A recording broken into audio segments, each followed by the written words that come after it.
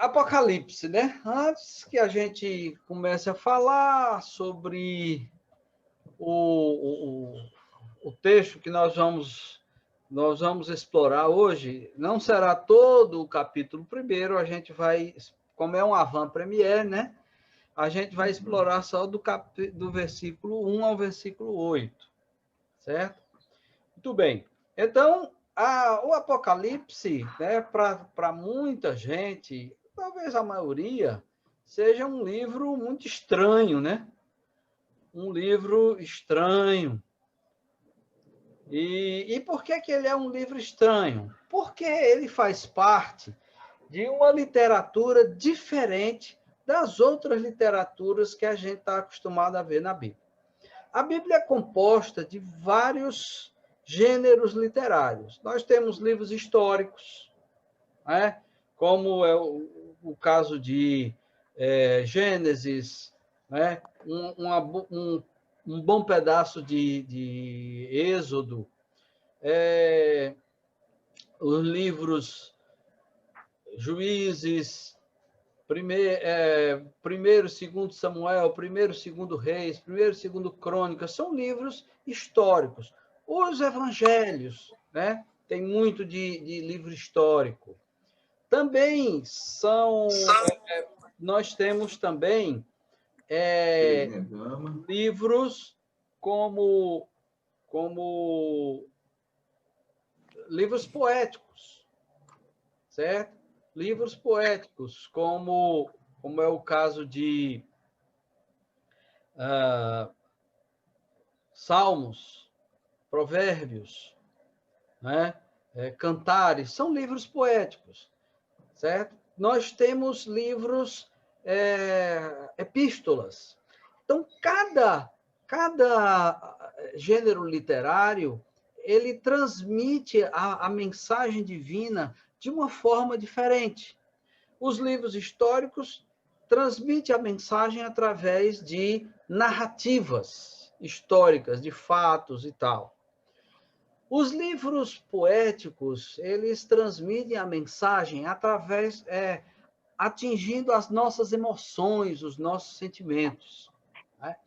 Já os livros proféticos, eles já têm uma outra forma de transmitir a mensagem. Os livros, as cartas, né? Eles transmitem a mensagem de Deus através de uma exposição lógica do assunto.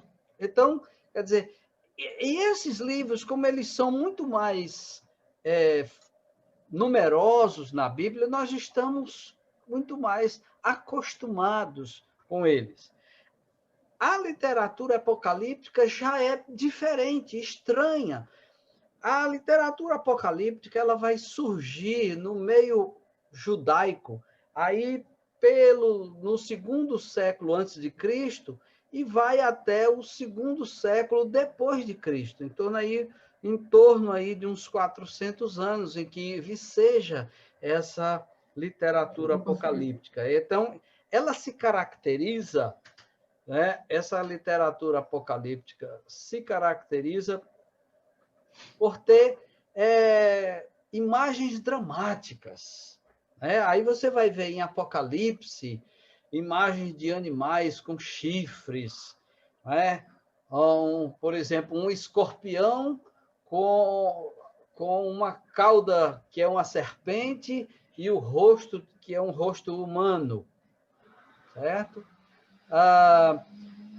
Outra coisa, em Apocalipse, na literatura apocalíptica, você vai ver bestas, monstros, chifres com olhos, com boca, um chifre que fala, e não sei o quê, animais misturados, a pata de urso, o corpo de leopardo, o rosto de leão, a cabeça de leão, 10 chifres e não sei o quê. Então, são imagens dramáticas. Claro que essas imagens elas não são para serem levadas em conta assim, da forma da forma literal, elas têm que ser interpretadas figuradamente. Além disso, a literatura apocalíptica, ela também tem números, ela faz uso de números e de padrões numéricos. Esses números e esses padrões numéricos não devem ser também interpretados literalmente, porque a própria utilização desses padrões numéricos e desses números, eles têm por trás de si uma mensagem, um significado especial, certo? E então, inclusive, nós vamos ver hoje, durante a nossa aula, um padrão numérico aqui no capítulo 1º, logo no iniciozinho do capítulo 1º, ok?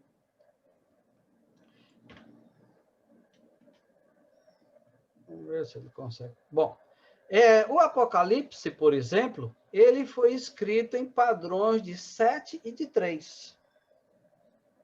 7 e 3. 7 significa uma perfeição, alguma coisa que está completa. 3 todo mundo sabe, já dá para intuir logo, que é o número da Trindade, né? Somando, como esse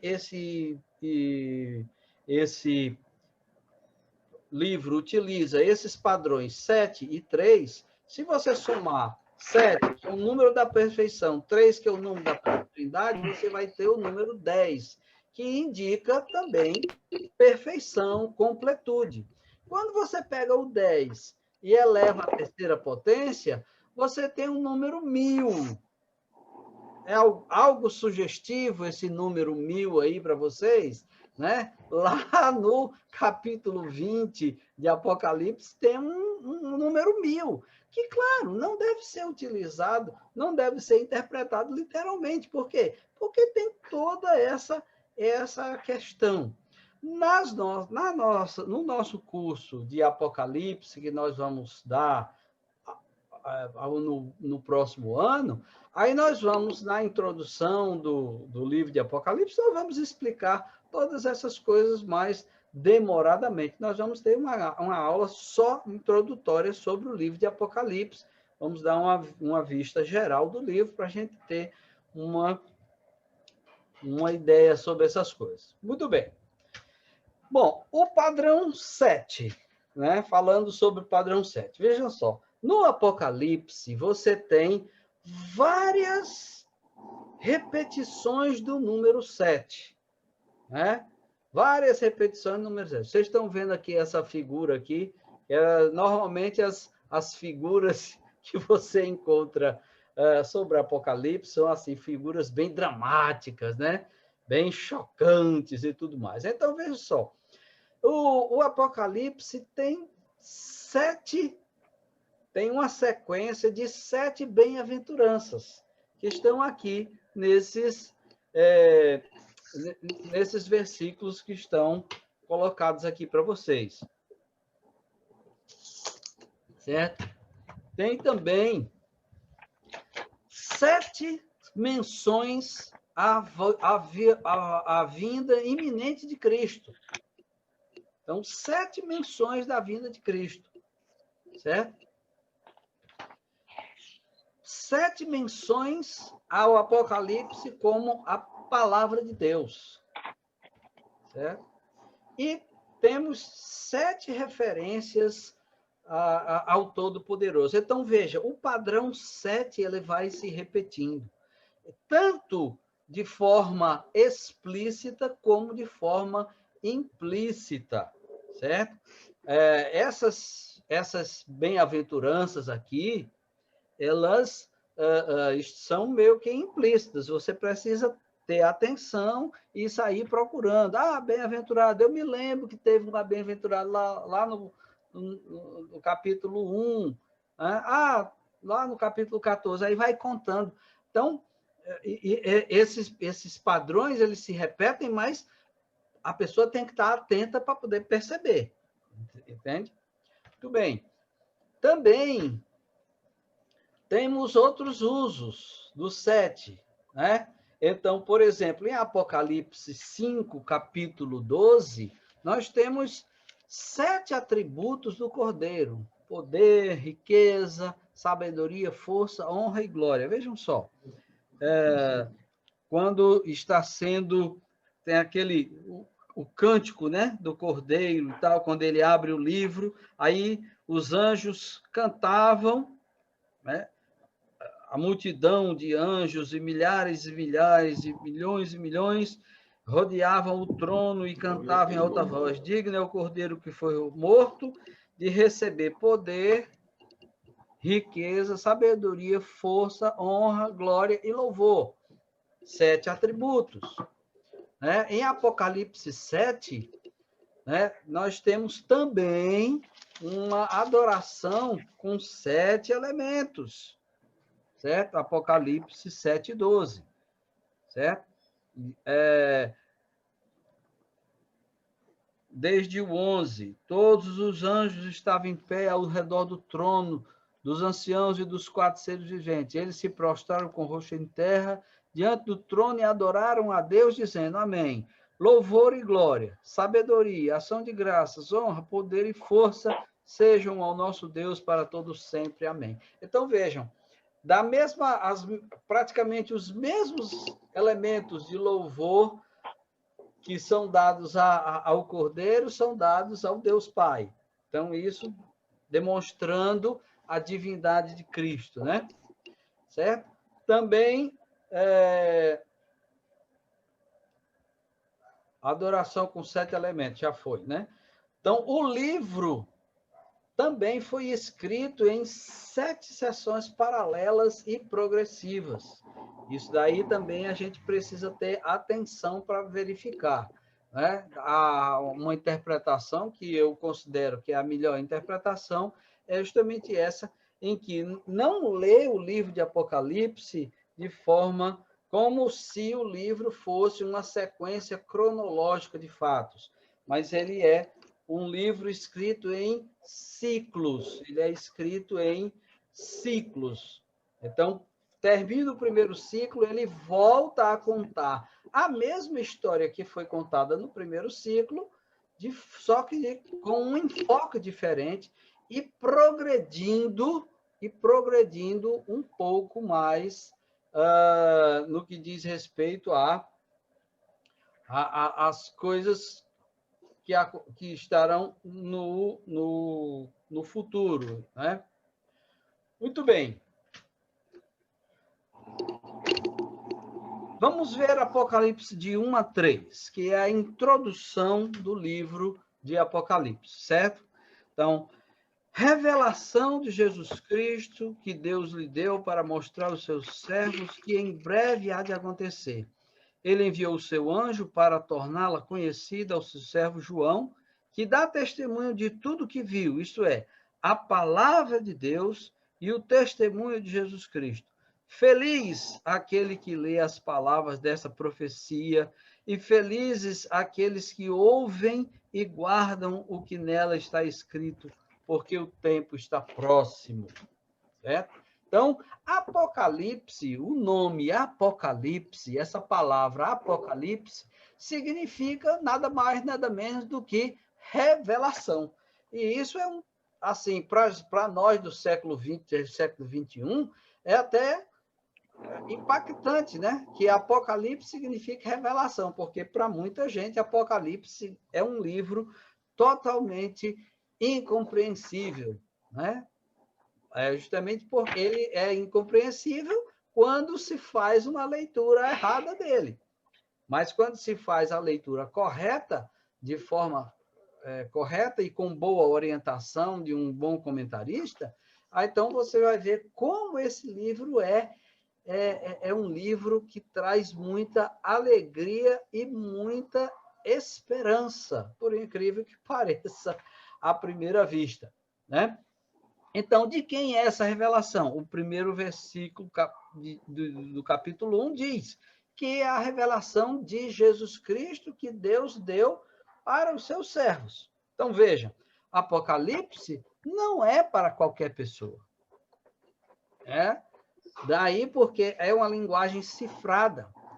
era muito compreensível para os cristãos do primeiro século, certo? Mas para as pessoas não cristãs que o rodeavam no primeiro século, eles não compreendiam, como muita gente hoje não compreende. E tem gente até que tem medo de ler Apocalipse, né? Pois bem, mas ela é a revelação de Jesus que Deus lhe deu para os seus servos, né? Através de quem? De um anjo. Jesus recebeu essa revelação de Deus Pai, a transmitiu a um anjo, né? Que, por sua vez, a transmitiu a João, o apóstolo, que, por sua vez, escreveu e transmitiu para nós. Certo? Então, essa revelação vem desde Deus Pai até nós. Certo? Muito bem.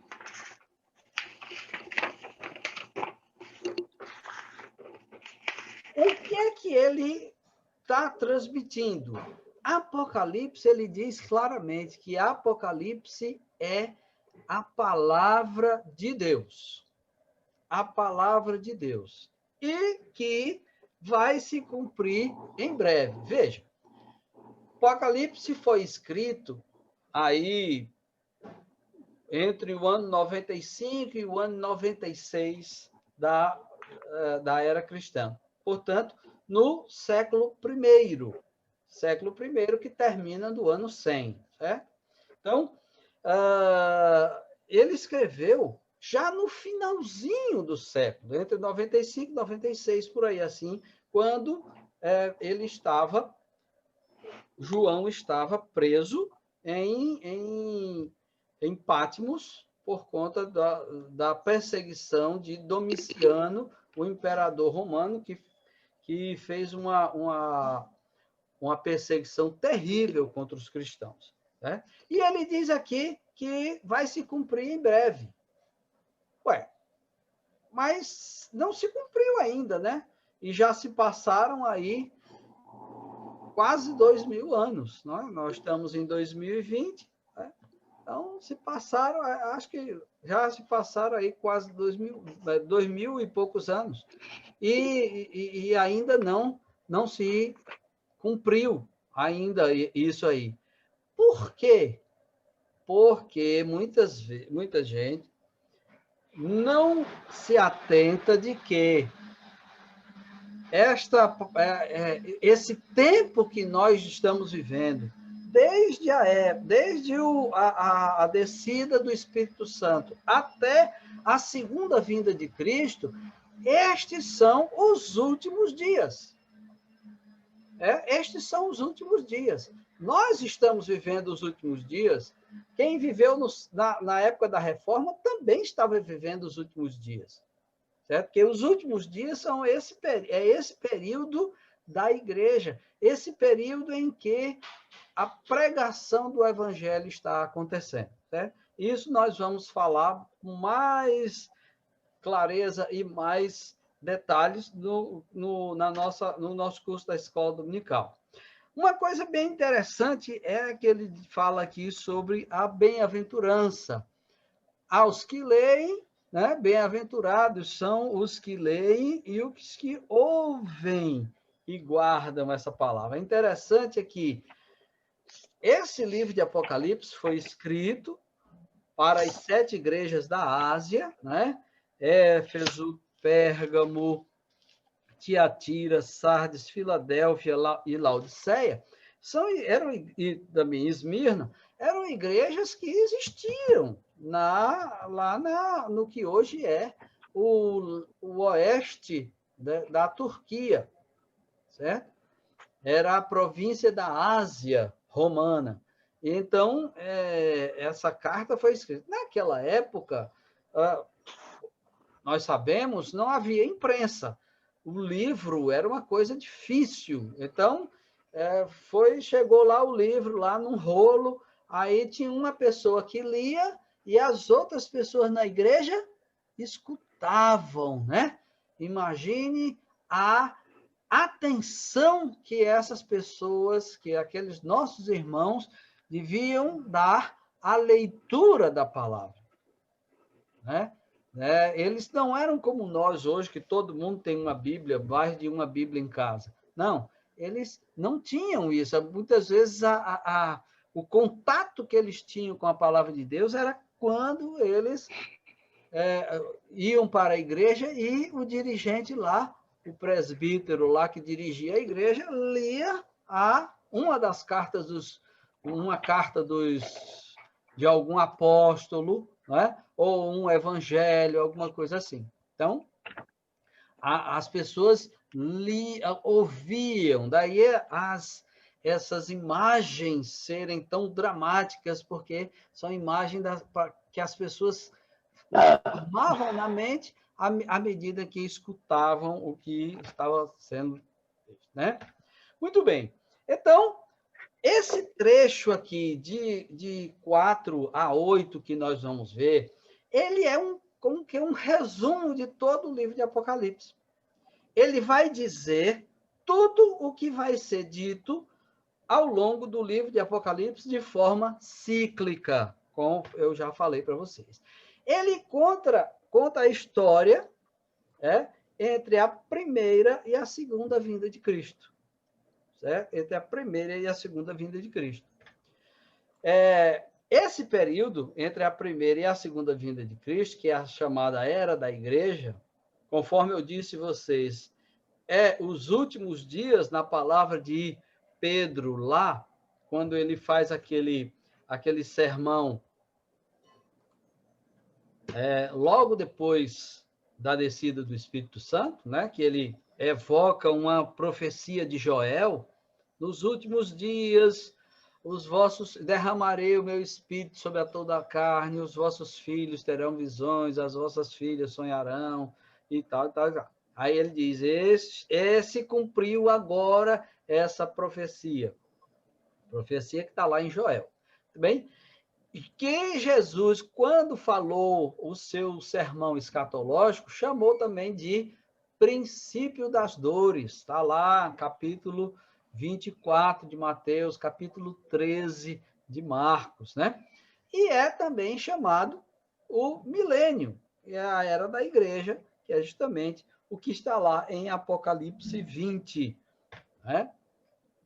Muito bem, vamos dar uma lida no que diz o capítulo 1, de 4 a 8, e depois a gente vai esmiuçar algumas coisas interessantes aqui. João, às 7 igrejas da província da Ásia. A vocês, graça e paz da parte daquele que era e que há de vir, dos 7 espíritos que estão diante do seu trono, e de Jesus Cristo, que é a testemunha fiel, o primogênito dentre os mortos e o soberano dos reis da terra. Ele nos ama e nos libertou dos nossos pecados por meio do seu sangue, e nos constituiu reino e sacerdotes para servir a seu Deus e Pai. A ele sejam a glória e poder para todos sempre. Amém. Eis que ele vem com as nuvens, e todo olho o verá, até mesmo aqueles que o traspassaram. E todos os povos da terra se lamentarão por causa dele. Assim será. Amém. Eu sou o Alfa e o Ômega, diz o Senhor Deus, o que é, o que era e o que há de vir, o Todo-Poderoso.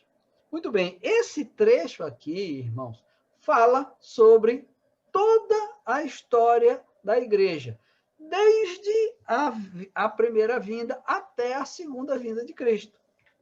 Certo? Esse trecho, ele está estruturado num padrão de 3, que é um padrão trinitário, certo? Padrão trinitário.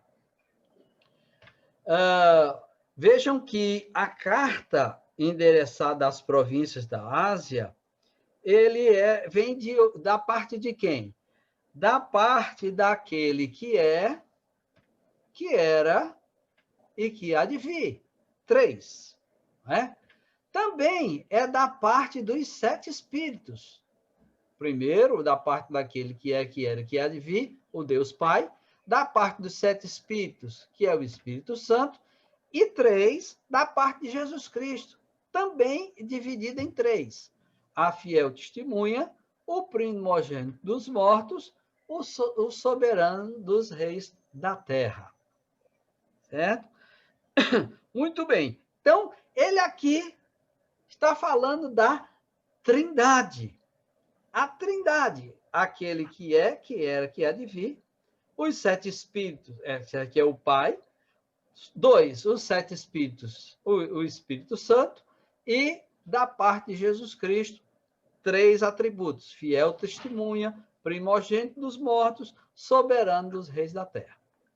Certo? Aqui, falando sobre o Pai, ele está mostrando que Deus não é um Deus imóvel e nem um Deus distante, certo? Como pensavam os gregos e muitas religiões, várias religiões, criam que existia um Deus que era acima de todos os outros deuses. Porém, esse Deus supremo, ele era um Deus imóvel, que não tinha condição de se comunicar com os homens. Daí a existência de vários outros deuses, porque esses deuses menores faziam essa conexão com esse Deus supremo.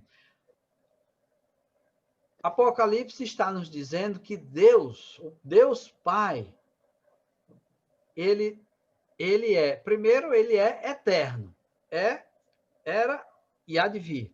E ele também, ele se comunica conosco, ele se relaciona conosco na história.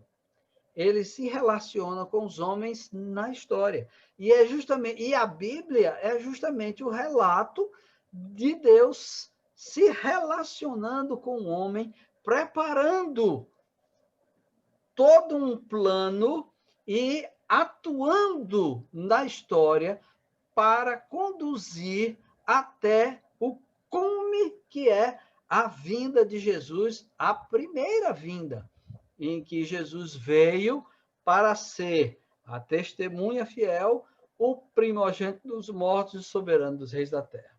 Jesus Cristo, não? Os 7 Espíritos, lembrem, número 7, significa algo completo, algo perfeito. É claro que o Espírito Santo não é dividido em 7 Espíritos, mas a ideia é que o Espírito Santo é Deus também, faz parte da Trindade. E Jesus Cristo. Jesus foi fiel testemunha, né? Ele tanto viveu de forma digna, santa e fiel a Deus, como ele também morreu testemunhando a sua divindade. Primogênito dos mortos. Por que Jesus é chamado de primogênito dos mortos? Porque ele é o primeiro que ressuscitou. Mas você vai dizer, opa, não, peraí. Jesus não foi o primeiro que ressuscitou. Porque até no Antigo Testamento nós temos referências a pessoas que ressuscitaram. Então, Elias ressuscitou o filho daquela mulher, Eliseu também ressuscitou um filho de uma mulher, né? Daquela mulher lá que o recebia sempre que ele passava por ali e tal. Como é que até o próprio Lázaro ressuscitou antes de Jesus? Jesus ressuscitou o filho daquela viúva, né? Quando ele estava indo para a casa de Jairo, ressuscitou a filha de Jairo. Como é que Jesus é o primogênito dentro dos mortos? Ou seja, o primeiro a ter ressuscitado. Essa é a diferença. Todos esses que foram ressuscitados voltaram a morrer. Não permaneceram vivos. Ficaram vivos mais algum tempo, mas voltaram a morrer. Lázaro voltou a morrer. O filho da viúva voltou a morrer. A filha de Jairo voltou a morrer. O único que, em primeiro lugar, ressuscitou por si mesmo, por seu próprio poder, foi Jesus Cristo. E segundo, ele é o único que permanece vivo. Venceu a morte. Venceu a morte de forma definitiva. A morte não tem mais poder sobre ele. E é justamente o que vai acontecer conosco.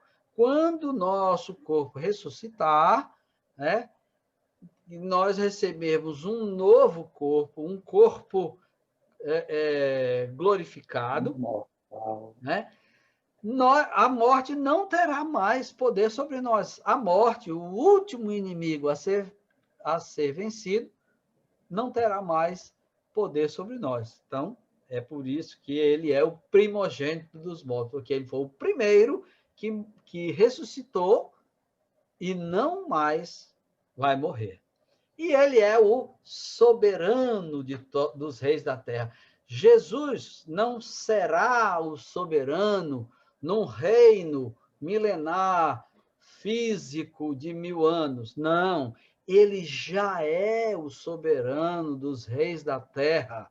Porque quando ele ascendeu aos céus, ele foi glorificado, ele pegou o livro da mão de Deus que estava sentado no trono, e ele foi o único digno de abrir os selos.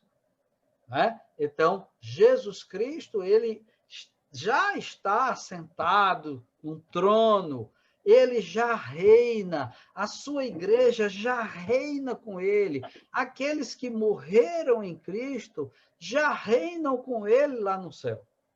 Então, o reino de Deus já está presente. É um reino espiritual, um reino invisível, mas ele já reina. Jesus é o Senhor da história. E é exatamente isso a grande mensagem de Apocalipse, principalmente para aqueles irmãos do século I que estavam sob uma terrível perseguição. Uma terrível perseguição. Eles olhavam para o Império Romano perseguindo a igreja, matando os irmãos, né? Perseguindo a igreja, e eles iam, ué, o que é que está acontecendo? As pessoas estavam pasmas com isso. Jesus, e Jesus onde está? Aí, Apocalipse mostra, Jesus está no trono. A morte não é o final. Tem muita coisa além da morte. A morte não é o final. A morte física. Coisa bem pior é a morte espiritual, é a segunda morte, que é isso que ele vai falar posteriormente. Então, ele aqui já diz, Jesus é o vencedor. É o vencedor. Certo? Nos versículos 5 e 6, ele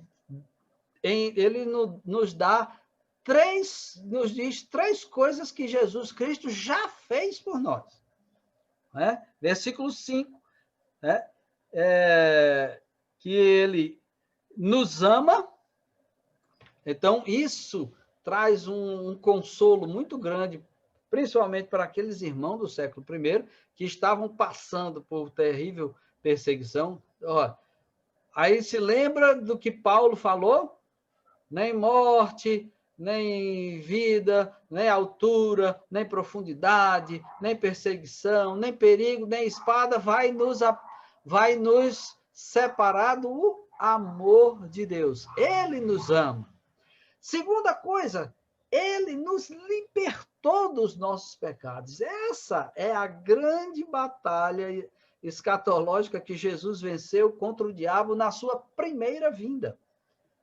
O diabo queria nos manter sob seu domínio, sob a sua tutela, e Jesus vem e nos liberta dos nossos pecados. Vence o diabo, esmaga a cabeça da serpente. Jesus esmagou a cabeça da serpente na primeira vinda, quando ele morreu e ressuscitou. Não é? Ele esmaga a cabeça da serpente, no mesmo momento a serpente morde o calcanhar, a cruz. A mordida da serpente é a cruz do Calvário.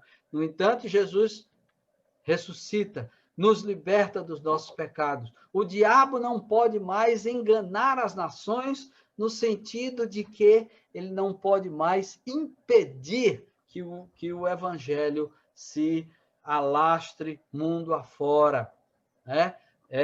E nesse sentido ele está restrito, ele está amarrado. É nesse sentido que o diabo está amarrado.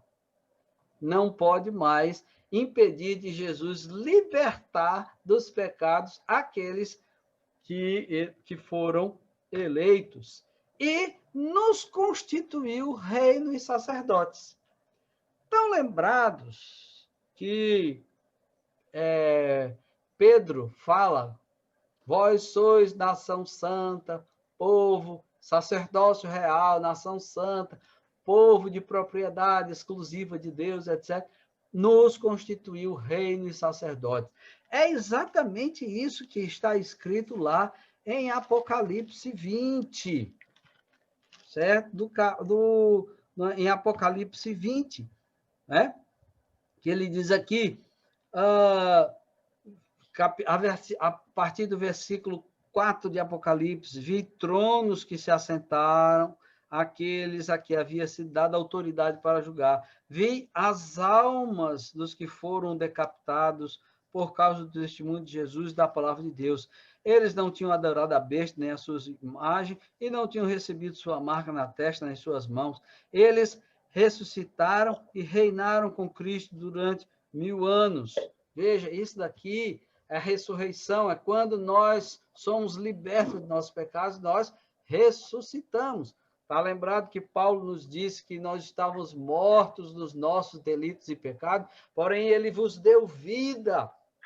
Essa é a primeira ressurreição, né? É a ressurreição do nosso espírito. Agora não estamos mais sob o domínio de Satanás. E fomos constituídos reino e sacerdotes. Está aqui as almas estão reinando com Cristo lá no céu e nós estamos reinando com Cristo aqui na terra. Não é? O versículo 7. Aí, vejam, tudo isso aqui ele já fez.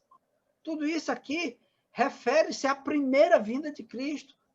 Versículos 5 e 6, né? Refere-se à primeira vinda de Cristo. O que ele já realizou nas nossas vidas. E agora ele vai falar sobre o que vai acontecer no futuro. Eis que ele vem com as nuvens e todo olho verá. Veja que aqui, versículos 5 e 6, nós temos também um padrão de 3. Ele nos ama, nos libertou do nosso pecado, nos constituiu reino de sacerdote. No versículo 7, falando sobre a segunda vinda de Cristo, ele também trata com um padrão de 3.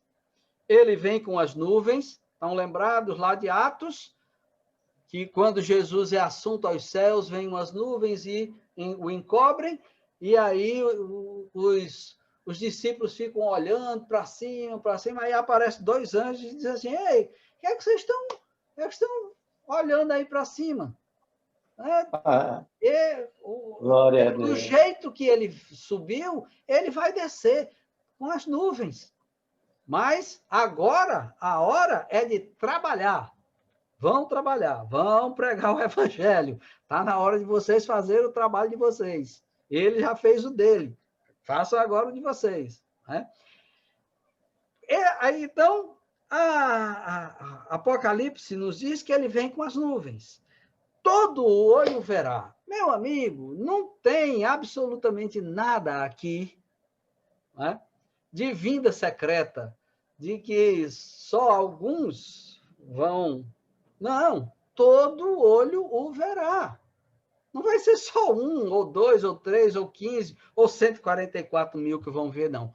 Todo o olho verá. E vejam a terceira parte do padrão de 3 aqui do versículo 7. Os povos se lamentam.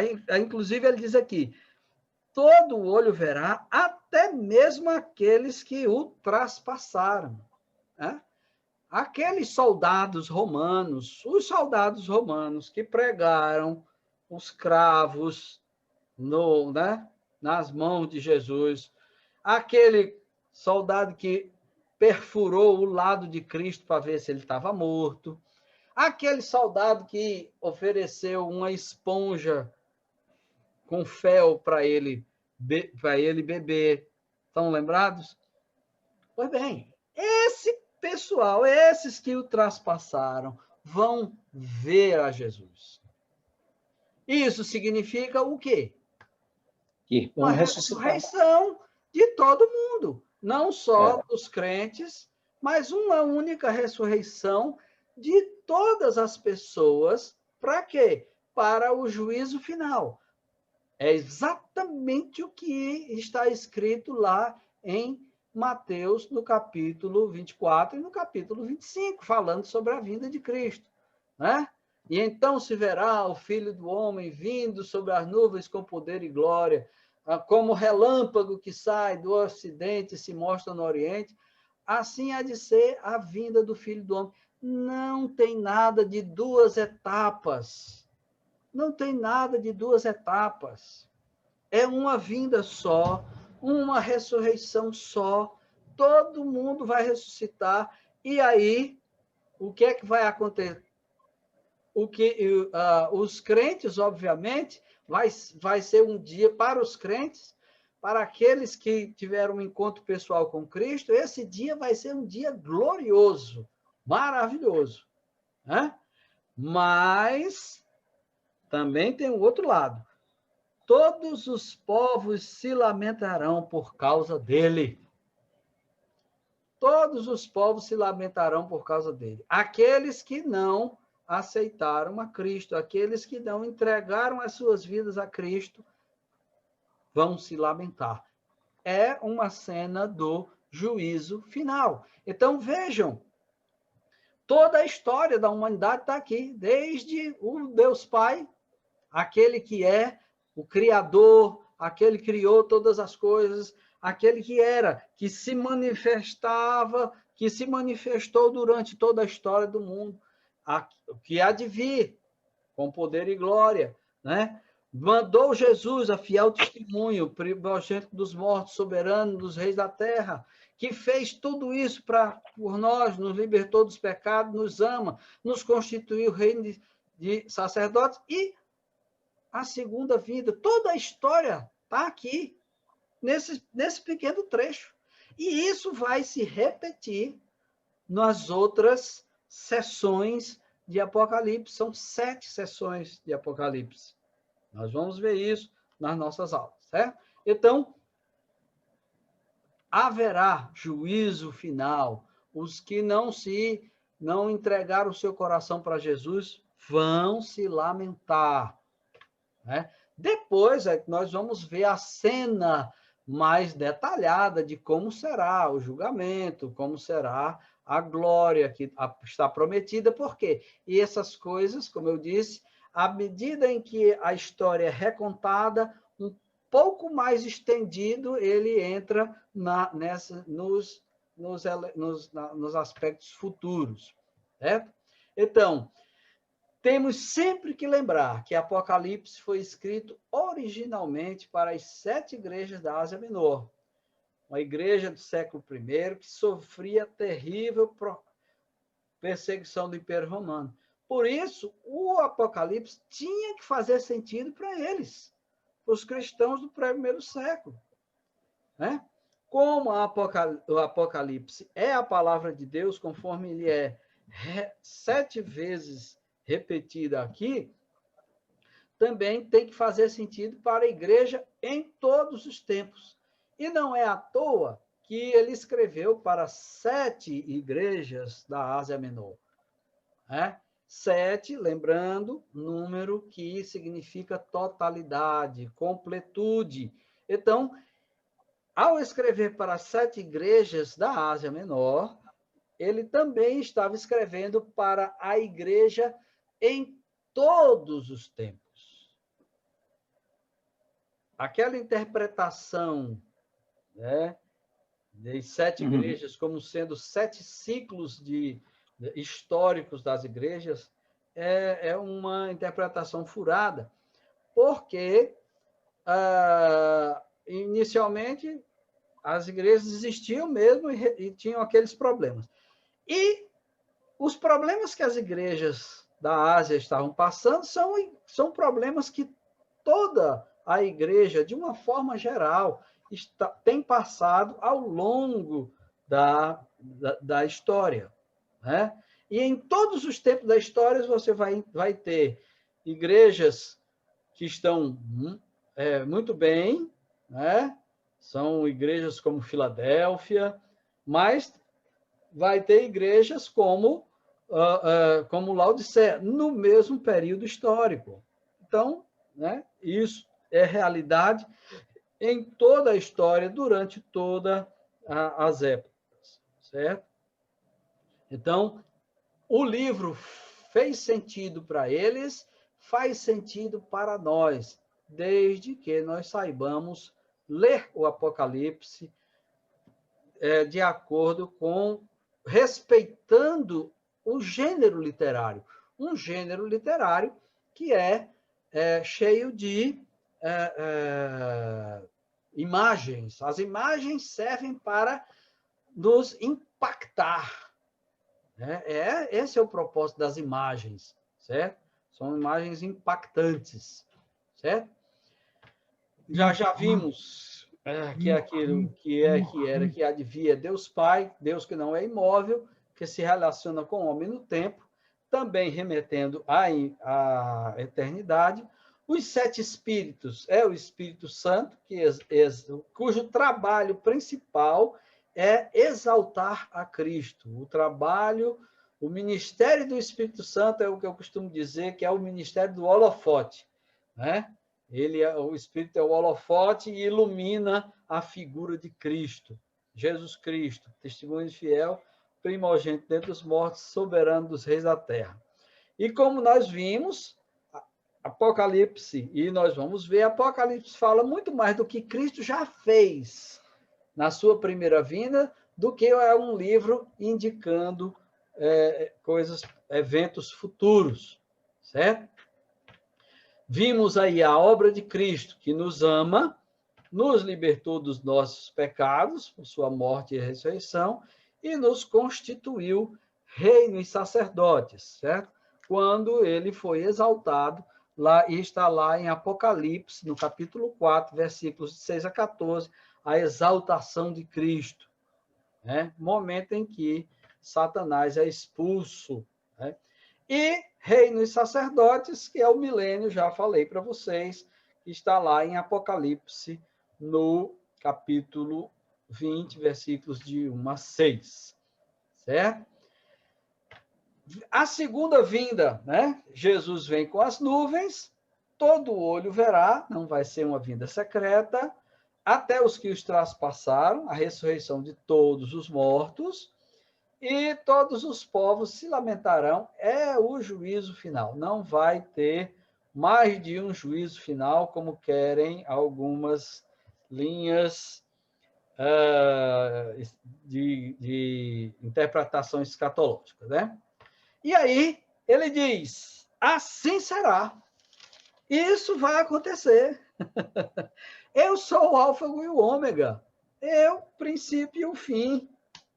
Né? Aquele que é, que era e que há de vir. O Todo-Poderoso, eu falei e vai acontecer. Essa é a nossa certeza. Né? Então, a igreja tem garantia de vitória.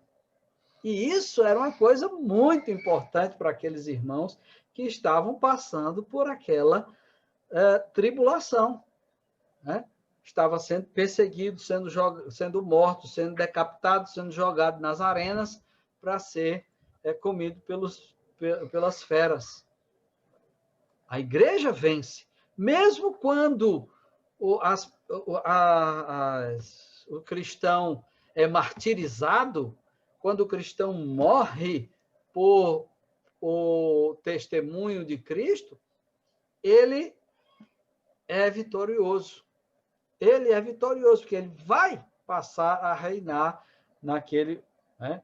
Então, o Todo-Poderoso fez essa promessa. Então, nós temos essa garantia. Né? Nada pode nos assustar. Nada.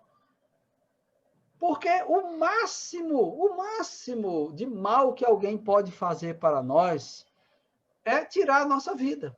Mas se alguém tirar a nossa vida, nós vamos estar imediatamente com o Senhor, reinando com o Senhor, sentado lá no trono com o Senhor, reinando lá no céu, conforme nos diz Apocalipse, capítulo 20, dos versículos de 1 a 6. Então, nada. Então, essa é uma mensagem extremamente encorajadora e consoladora para os cristãos do primeiro século e para nós, cristãos do século XXI, porque a igreja continua sendo perseguida. O cristianismo nunca deixou de ser perseguido em algum local do mundo. O cristianismo sempre foi perseguido em algum canto do mundo durante toda a história. Certo? Muito bem. Qual é o resumo, então?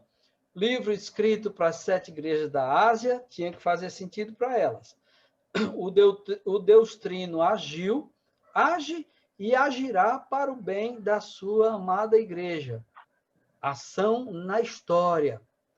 Jesus Cristo, através de seus 3 maiores momentos, ó, o 3 novamente voltando aí, hein? Morte, ressurreição e ascensão, conquistou uma vitória estrondosa sobre as forças das trevas. Certo? Isso na primeira vinda, hein?